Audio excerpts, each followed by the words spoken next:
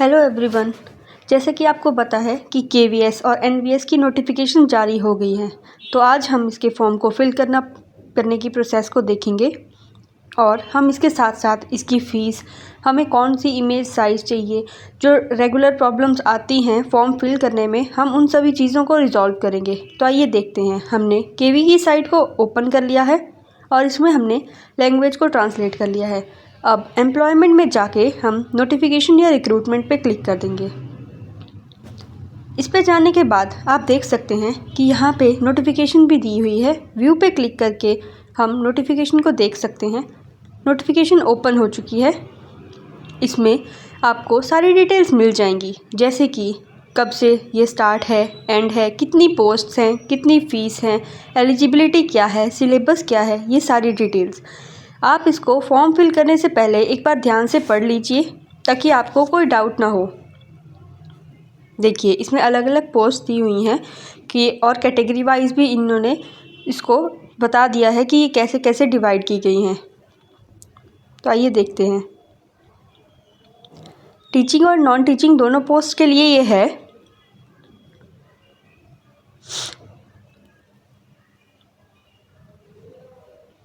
देखिए, post wise details भी इन्होंने दी हुई है कि कौन सी पोस्ट के लिए कितनी पोस्ट हैं और वो कैटेगरी वाइज कितनी कितनी सब में बटी हुई हैं। देखिए, इन्होंने साइट्स दी हुई है कि आप इन साइट्स पर जाकर अप्लाई कर सकते हैं। अब सिर्फ ऑनलाइन अप्लाई होता है, ऑफलाइन अप्लाई का कोई स्कोप नहीं है।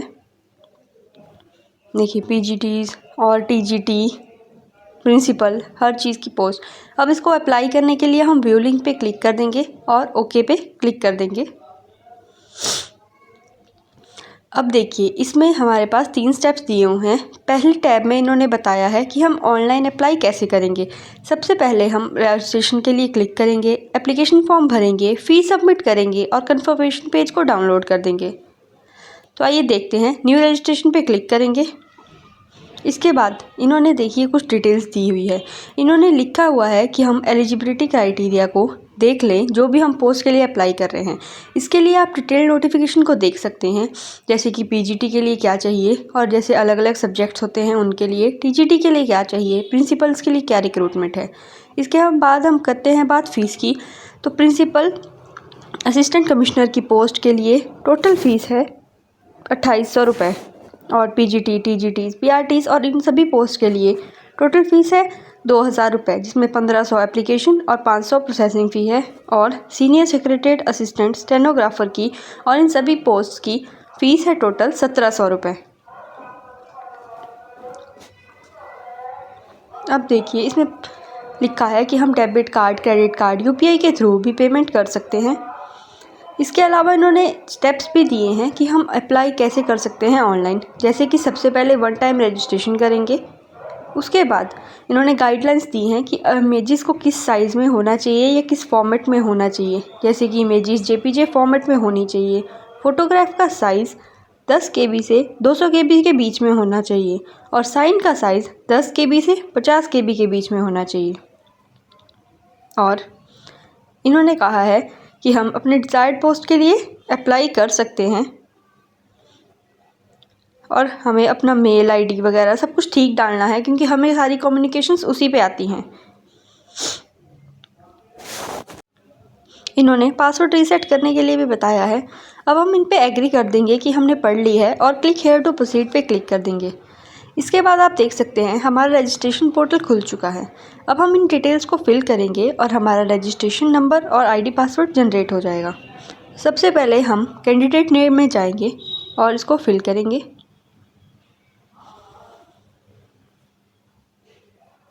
अब फादर्स नेम, जो भी आपके 10th के सर्टिफिकेट में फादर्स नेम होगा आप उसी को फिल कीजिएगा, क्योंकि वही वैलिड माना जाता है। मदर्स नेम भी वही फिल कीजिएगा जो आपके 10th के सर्टिफिकेट है, और डेट ऑफ बर्थ में भी 10th सर्टिफिकेट से देख के ही फिल करिएगा। कोई स्पेलिंग मिस्टेक नहीं होनी चाहिए, वरना बाद में आपको दिक्कत आ सकती है या आपका फॉर्म रिजेक्ट भी हो सकता है। अब हमने अपनी डेट ऑफ बर्थ डाल दी है। इसके बाद हम जेंडर देखेंगे। आइडेंटिटी टाइप आप कुछ भी कर सकते हैं, pan card, passport, voter ID, ration card, जो भी आपका मन करे। अगर आपको आधार कार्ड देना है तो आप एनी अदर वैलिड आईडी पे क्लिक कर सकते हैं और यहाँ अपना आधार नंबर टाइप कर सकते हैं। इसके बाद आपको कंफर्म ये सारी डिटेल्स फिर से लिखनी पड़ेंगी। ध्यान रखिएगा कि ये सारे केस सेंसिटिव है, मतलब कि अगर आपने ऊपर कैपिटल लिखा है और नीचे स्मॉल लिखेंगे तो ये एक्सेप्ट नहीं करेगा और एरर दे देगा। तो आपको बिल्कुल एज इट इज़ सेम ऊपर की तरह नीचे भी लिखना होगा। देखिए कई बार क्या होता है कि साइट में एरर शो कर देता है और ये हमें उठाता नहीं है। जैसे अभी हमने बिल्कुल ठीक लिखा है बट ये फिर भी हमें एरर शो कर रहा है। अब अगर हम इसको बिल्कुल इरेज करके फिर से लिखेंगे तो ये इसको एक्सेप्ट कर लेगा।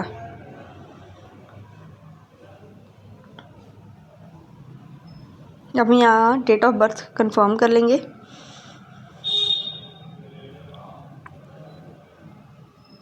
दोनों जगह आपकी डेट ऑफ बर्थ सेव होनी चाहिए, वरना ये आपकी डिटेल्स को सेव नहीं करेगा। अब हम जेंडर को भी कंफर्म कर लेंगे। अब यहाँ पे आपने प्रेजेंट एड्रेस लिखना है। जो आपका परमानेंट एड्रेस मतलब घर का एड्रेस है, अगर आप वहीं पर है तो आप प्रेजेंट और परमानेंट दोनों को एक साथ इकट्ठा लिख सकते हैं। यहाँ पे ऑप्शन है टिक करने का।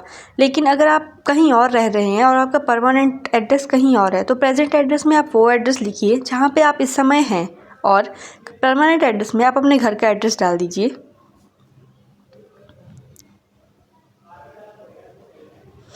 अब यहाँ पे ईमेल और मोबाइल नंबर लिखेंगे। ध्यान रखिएगा कि ईमेल और मोबाइल नंबर ठीक लिखना बहुत ज़रूरी है, क्योंकि अगर हम इसको गलत लिखते हैं तो हमें कम्युनिकेशन रिसीव नहीं होगी। वैसे तो आगे इसको वेरीफाई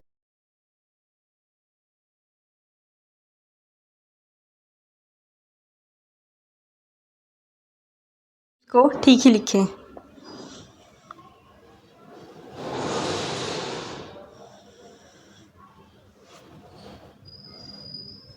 यहाँ पे मोबाइल नंबर लिख लेंगे और फिर कंफर्म मोबाइल नंबर लिख लेंगे। अब यहाँ देखिए अगर आपका दोनों एड्रेस सेम है तो आप यहाँ टिक करके उसको फिल कर सकते हैं। अब हम यहाँ पासवर्ड क्रिएट कर देंगे। पासवर्ड के लिए भी कुछ पैरामीटर्स हैं, जैसे कि एक कैपिटल लेटर होना चाहिए, एक स्मॉल लेटर होना चाहिए और एक स्पेशल कैरेक्टर भी होना चाहिए और नंबर्स भी होने चाहिए।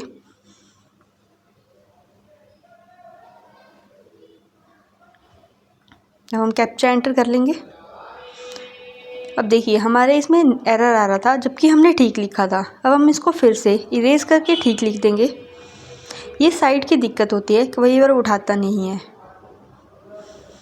अब देखिए हम इसको चेंज करके फिर से लिख देंगे और सेम नीचे भी लिख दिया तो ये ठीक हो गया। अब हम इसको सेव कर देंगे। अब यहाँ पे देखिए हमारे पास एक समरी है जिसमें हम सारी की सारी डिटेल्स को चेक करेंगे कि ये ठीक है कि नहीं। आप एक एक डिटेल को चेक करके टिक करते रहिए और सारी डिटेल्स टिक कर लीजिए। इसके बाद इन्होंने नीचे ये दिया है कि आप एग्री कर रहे हैं कि नहीं। इसमें सबमिट करके हम लोग OTP पे क्लिक कर देंगे। OTP एंटर करने के बाद हमारी रजिस्ट्रेशन नंबर बन जाएगा।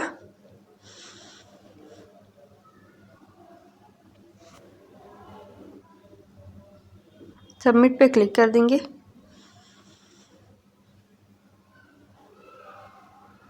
अब देखिए ये हमारा लॉगिन हो गया है।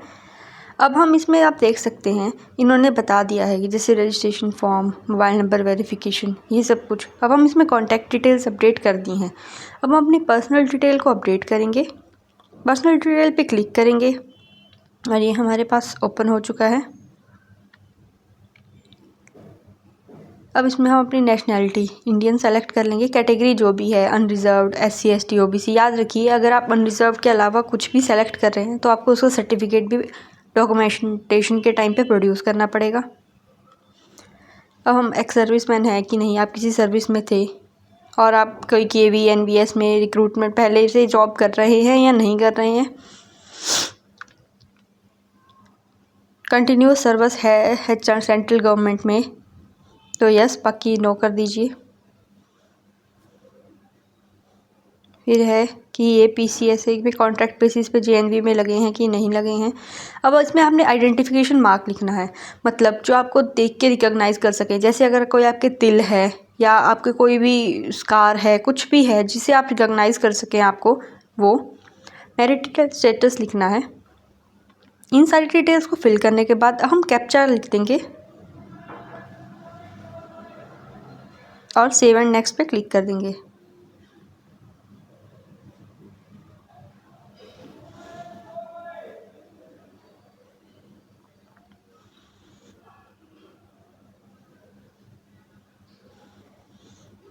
कैप्चा सही एंटर करना ज़रूरी होता है, पर कई बार ये एरर भी दिखाता है। अब देखिए ये सेशन टाइम आउट हो गया। अब हम क्या करेंगे, फिर से हम इसको लॉगिन करेंगे। ये यही पोर्टल खोल देता है, पर अगर आप चाहें तो जो पिछला पोर्टल था हम उससे भी लॉगिन करके देख सकते हैं। तो हम अपने KVS को ही सर्च करके इस पर चले जाएंगे और लॉगिन पे क्लिक कर देंगे। अब जो हमारा रजिस्ट्रेशन नंबर क्रिएट हुआ था उसको एंटर कर देंगे। इन्होंने लिखा हुआ है कि वो 2598 से शुरू होगा।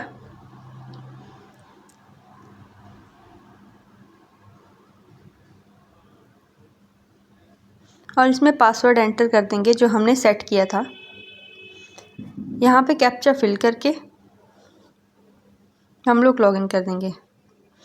क्योंकि हमारा पहले से लॉगिन था तो ये ड्यूल लॉगिन डिटेक्ट कर लेता है और ये मना करता है, क्योंकि हम दो बार सेम ही आईडी को या अलग अलग आईडीज़ को भी ओपन नहीं कर सकते। ये इनका सिक्योरिटी की वजह से होता है। तो हमने उसको लॉग आउट कर दिया और यहाँ पे लॉगिन करने की ट्राई कर रहे हैं। ये मैं आपको इसलिए दिखा रही हूँ क्योंकि ये कुछ कॉमन एरर्स हैं, और अगर आपके पास भी आते हैं तो आप इसको कैसे सॉल्व कर सकते हैं। इसके बाद देखिए पर्सनल डिटेल भी हमारी सबमिट हो चुकी है। अब हम जाएंगे डॉक्यूमेंट अपलोड पे। यहाँ पे ये ज़्यादा कुछ नहीं मांगता, सिर्फ फ़ोटो और सिग्नेचर मांग रहा है। और इन्होंने बताया है कि इनको कितना साइज़ चाहिए। फ़ोटो का साइज़ है 10 से 200 KB के बीच में। हम चूज़ फाइल पे क्लिक करेंगे और उस लोकेशन पे चले जाएंगे जहाँ हमने सेव किया है। और देखिए यहाँ पे अपलोड ओरिजिनल पे क्लिक करेंगे और अपलोड पे क्लिक कर देंगे। जैसे ही ये अपलोड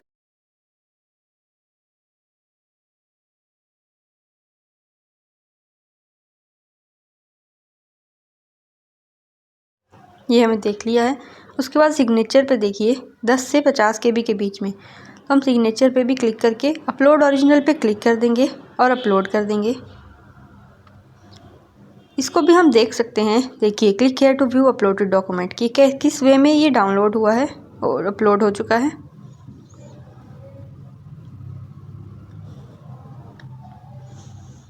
ये थोड़ा टाइम लेती है कई बार साइट।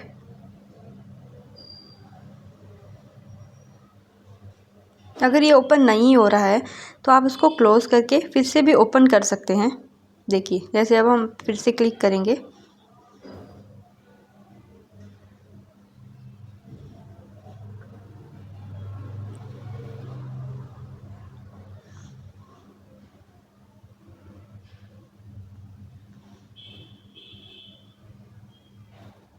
कई बार साइट में कुछ एरर आ जाता है, उस वजह से भी ये होता है। तो आपको इस बात पे घबराना नहीं है कि ये अपलोड नहीं हो रहा है। आपको बस इसको फिर से ट्राई करना है और ये अपलोड हो जाएगा। अब देखिए यहाँ पे हम फिर से कैप्चा एंटर कर लेंगे और सेव एंड नेक्स्ट पे क्लिक कर लेंगे।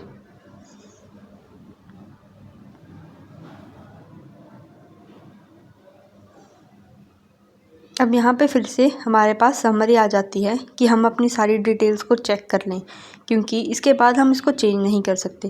तो हम सारी डिटेल्स को चेक करके हर चीज़ को टिक कर लेंगे कि हमारी सारी डिटेल्स करेक्ट हैं या नहीं है। उसके बाद देखिए ये बोलते हैं कि एग्री में इसमें लिखा है कि हमने सारी डिटेल्स सही दी हैं। तो हम इस पर आई एग्री पे टिक कर देंगे। ये एक डिक्लेरेशन होती है कि हमने अपनी तरफ से सारी डिटेल्स को सही दिया है, और यस पे क्लिक कर देंगे। इसके बाद अब हमारे पास ईमेल आईडी वेरिफिकेशन पेंडिंग है। तो हम क्या करेंगे, इस पर क्लिक करेंगे और कैप्चा एंटर करके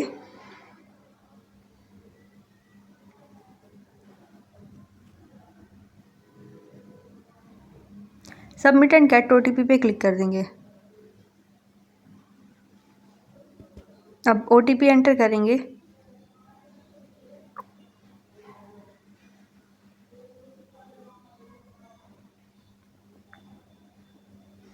कई बार OTP आने में टाइम लग जाता है, तो आप 5-7 मिनट वेट कर सकते हैं और OTP क्लिक करके वेरीफाई पे क्लिक कर दिए। देखिए हमारी ईमेल आईडी वेरीफाई हो चुकी है।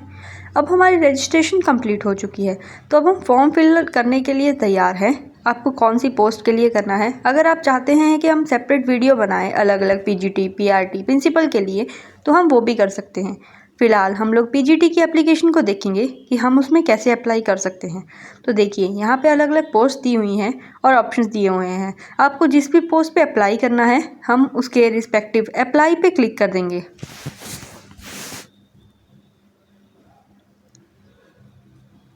देखिए पीआरटी के लिए भी है और इन्होंने बताया है कि एप्लीकेशन सबमिट करने के बाद हम चेंजेस नहीं कर सकते। तो आइए देखते हैं। पीजीटी पे अप्लाई पे क्लिक कर दिया हमने और अप्लाई ऑनलाइन पे यस कर दिया। अब ये हमसे दो डिटेल्स मांग रहा है। एक तो एप्लीकेशन फॉर्म को कंप्लीट करने के लिए, यह है अप्लाई फॉर डिटेल्स, मतलब हम किस चीज़ के लिए अप्लाई करना चाहते हैं। जैसे कि हमने पहले पीजीटी सेलेक्ट कर लिया था, अब उसमें भी हम ये बताएंगे कि हमें पीजीटी कि कौन सी पोस्ट के लिए, मतलब कॉमर्स, हिंदी, इंग्लिश, जो भी रिस्पेक्टिव सब्जेक्ट्स हैं उनमें। अब यहाँ पे मीडियम क्या है, इंग्लिश, हिंदी या कुछ रीजनल लैंग्वेजेस भी हैं। अप्लाई फॉर्म में हमें केवीएस के लिए करना है या एनवीएस के लिए। लैंग्वेज कॉम्पिटेंसी ऑप्शन, आप जिस भी लैंग्वेज में कंफर्टेबल हैं, ये सारी रीजनेबल लैंग्वेज या मदर टंग भी जिसको हम कहते हैं। तो मैंने हिंदी सेलेक्ट कर लिया है। तो ये बोलता है कि प्रोफिशिएंसी है, हम हिंदी इंग्लिश में पढ़ा सकते हैं। तो इस पे यस पे क्लिक कर दिया। टीजीटी का अगर कोई एक्सपीरियंस है तो आप यस भी कर सकते हैं, पर मेरे पास नहीं है तो मैंने नो कर दिया। कंप्यूटर एप्लीकेशन की नॉलेज में यस कर दिया। आपके पास कोई एक्सपीरियंस है वर्किंग केवीएस एनवीएस में तो इसमें नो कर दिया। अब हम कैप्चा एंटर कर देंगे और सेव एंड नेक्स्ट पे क्लिक कर देंगे।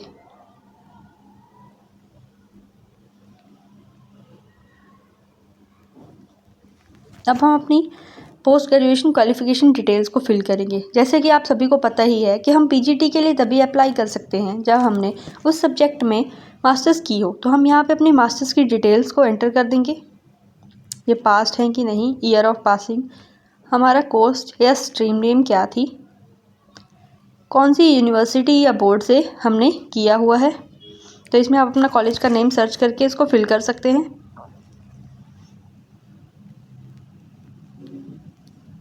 इसके बाद रिज़ल्ट मोड, आपका परसेंटेज है या सीजीपीए। सब्जेक्ट्स में आप लिख सकते हैं, जैसे अगर कॉमर्स है तो हम कॉमर्स लिख लेंगे यहाँ पे सब्जेक्ट में। मार्क्स, टोटल मार्क्स, आपको ये सारी इन्फॉर्मेशन अपनी जो डीएमसी या डिग्री है उससे ही देख के फिल करनी है ताकि इसमें कोई गलती ना हो। टोटल मार्क्स में टोटल मार्क्स लिख देंगे। ऑब्टेन्ड मार्क्स में हमें जितने आए थे वो, और परसेंटेज खुद कैलकुलेट कर लेगा। अब हम इसमें बीएड की डिटेल्स को भी एंटर करेंगे। कोर्स नेम की हमने बीएड कैसे की है, इंटीग्रेटेड है, 4 ईयर, 3 ईयर, या फिर हमने नॉर्मल जो 2 साल की बीएड होती है वो किया है। यूनिवर्सिटी या बोर्ड नेम की हमने कहाँ से, कौन सी यूनिवर्सिटी से या कौन से बोर्ड से अपनी बीएड को कंप्लीट किया है। आप यहाँ पे सर्च भी कर सकते हैं या कुछ ना आए तो अदर्स पे भी क्लिक कर सकते हैं। रिज़ल्ट मोड में क्या था, और सब्जेक्ट्स में आप लिख सकते हैं, जो आपके टीचिंग सब्जेक्ट्स होते हैं वो भी आप लिख सकते हैं।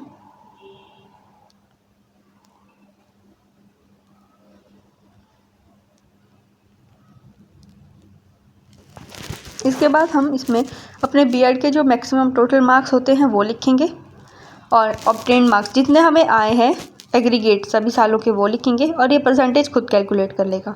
अब हम फिर से कैप्चा को एंटर करेंगे और सेव एंड नेक्स्ट पे क्लिक करके यस पे क्लिक कर देंगे।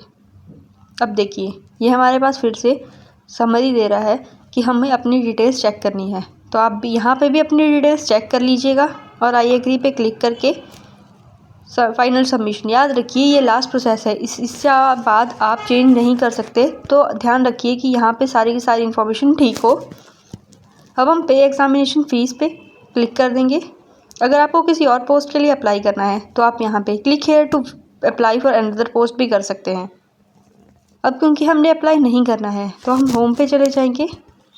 देखिए हमारे पास यहाँ ऑप्शन आ गया प्रोसीड का, इस पर क्लिक कर लेंगे और एग्ज़ामिनेशन फ़ी को पे कर देंगे।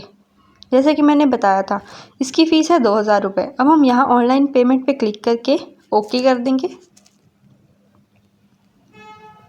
इसके बाद हमारे यहाँ डिटेल्स, एप्लीकेशन नंबर सब कुछ आएगा। वैसे तो ये ठीक ही होता है, बट अगर आप चाहें तो आप चेक कर सकते हैं।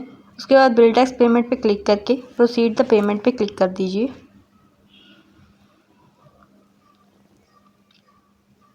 यहाँ पे आपको अलग अलग ऑप्शन मिलेंगे जैसे credit, debit card, net banking, QR, UPI। मैंने तो यहाँ QR चूज़ किया है क्योंकि वो इजी मेथड लगता है।